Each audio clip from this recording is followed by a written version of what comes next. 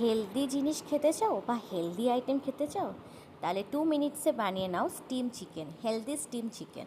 রেসিপিটা অবশ্যই দেখে নাও কীরকম করে কীভাবে করেছি। প্রথমে বাজার থেকে যেরকম পিস বানাতে পারো সেরকম পিসের চিকেন কেটে আনবে। আমি এখানে নর্মাল চিকেন রান্না করার পিসই করে এনেছি। এরপর একটা স্মুথ পেস্ট তৈরি করেছি, তার মধ্যে ছিল সাদা সর্ষে, কালো সর্ষে, পেঁয়াজ, কাঁচা লঙ্কা, আদা, রসুন এবং অল্প পরিমাণ নুন।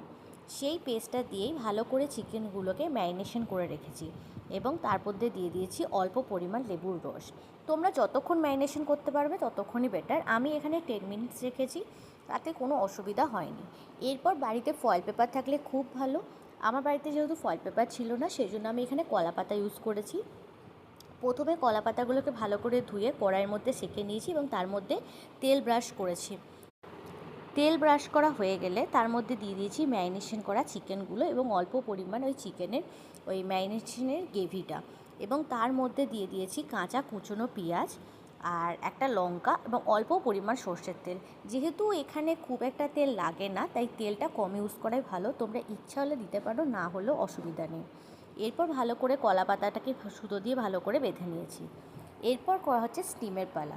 যদি বাড়িতে স্টিম মেকার থাকে তো বেটার, যদি না থাকে তাহলে তোমরা বাড়িতে কড়াইয়ের মধ্যে অল্প জল দিয়ে তার মধ্যে টিফিন বক্স বসিয়ে করতে পারো।